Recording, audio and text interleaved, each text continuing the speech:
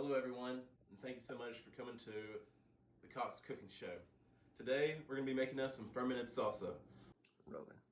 So now let's get into the history of salsa and fermented salsa.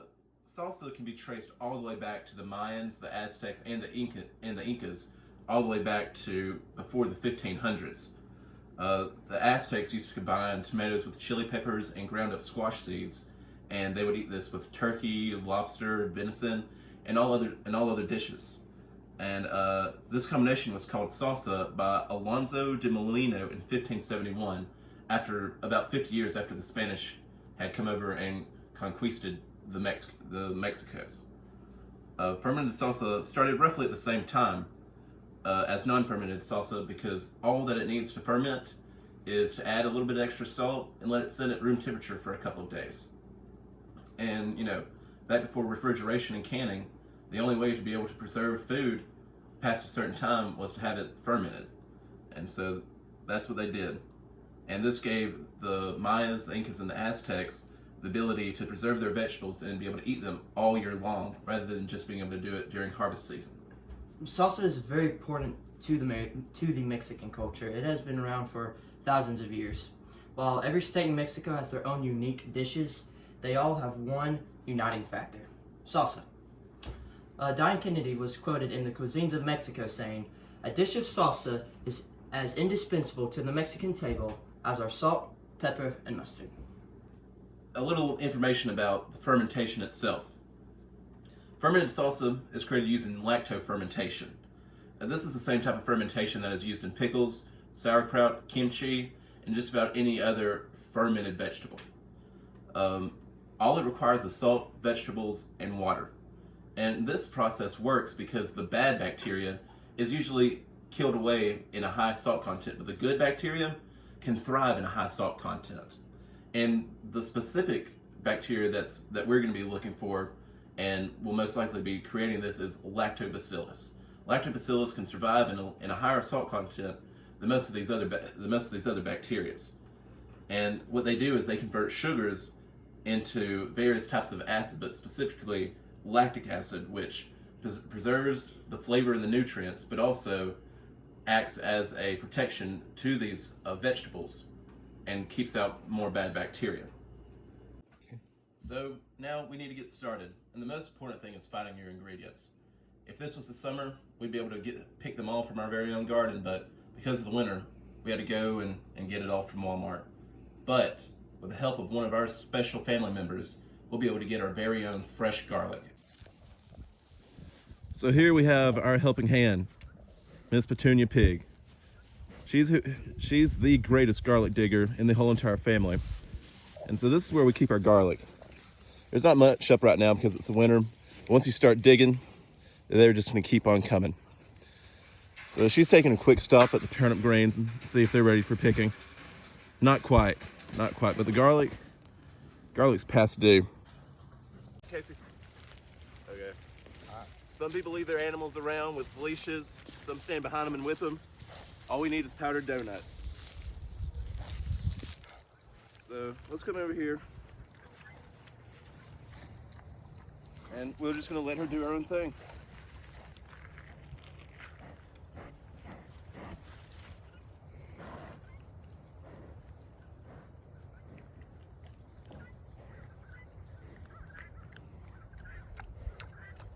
Got anything yet?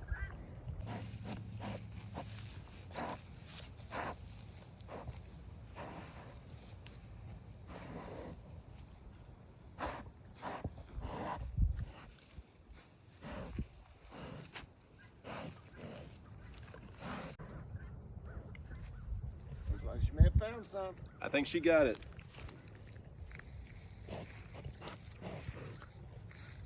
Yep, we got one clove. If we keep looking. She doesn't like people messing with her donuts.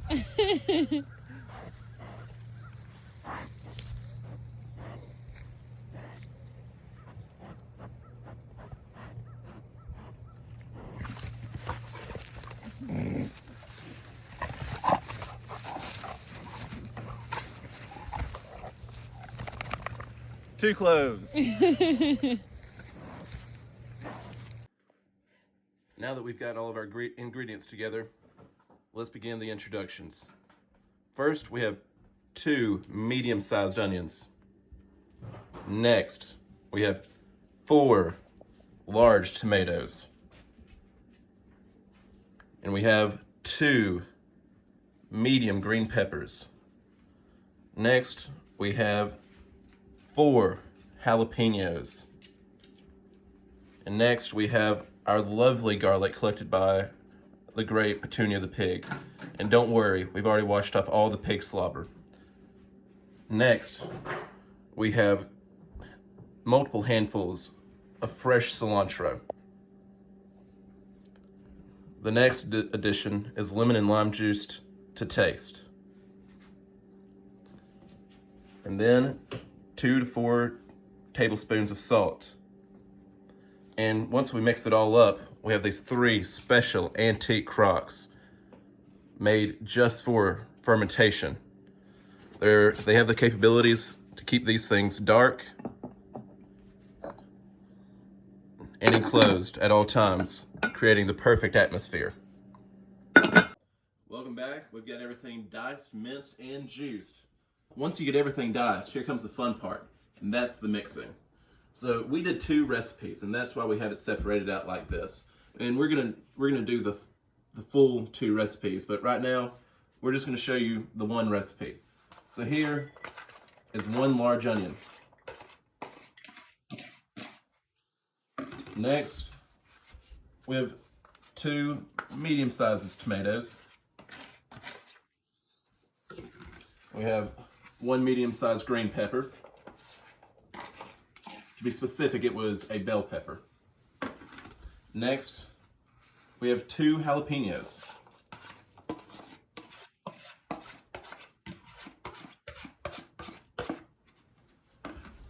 And here is 1 to 2 garlics minced. 1 to 2 garlic cloves minced.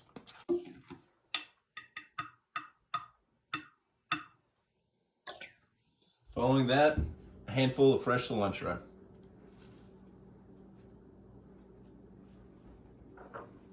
And this is half a lemon, half a lime. And the most important part for this fermentation, this is what keeps the bad bacteria out and the good bacteria in, is the salt. So that's 1 teaspoon, 2 teaspoons. And that may not have looked fun, but this right here, this is what's really fun. We get to do the mixing. You just mix it up, make sure you get your salt everywhere. We've got it all mixed together, as you can tell, and as you can tell before, it wasn't really that wet, but now we've got the water coming out of the top just by a little bit of pressing down. So now we're gonna put it in our special crocks. So you don't wanna fill it up all the way, because then you're not gonna be able to put in this bag of water to pressure it down. So we'll fill it up either halfway or 3/5 of the way.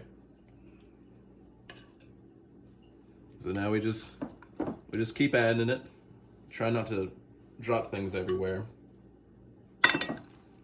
And the great thing about this is, you know, with with sauerkraut, you don't really want to just eat cabbage and water. But this is just regular salsa ready to go. And so, you know, if you're making this and you're a little bit hungry, you can go ahead and take you a bite out of it yourself. And that's probably what we're gonna do with the second batch over here. But I'll probably put in just a little bit more. So now we press it down and look at this. This is even more. We've got everything below the water line. Now, if you didn't have it below the water line and you needed more water, you can always use purified water or spring water, just like what we've been using in class. You just can't use tap water. But there's no need for that. Now, you get a bag of water or something to weigh it down, and you just set it on top of it. You push down, just like that. If y'all can see, we've got that brine coming up to the top. And that's what you need. You gotta have that brine up there. And that way, you know for a fact that you're not gonna have any sort of tomato or onion that's up over it, and it's gonna go bad.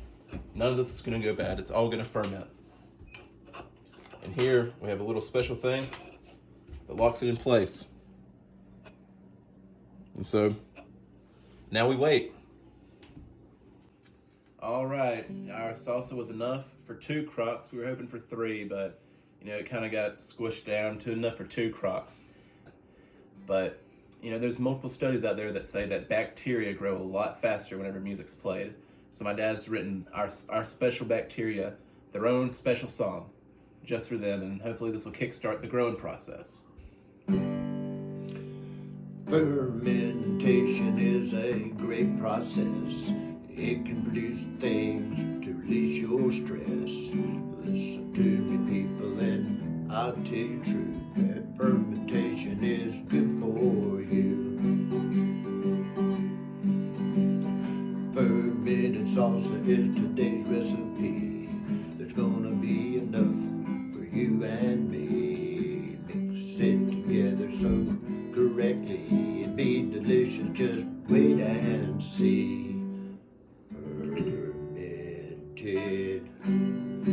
Fermentation, it's so good.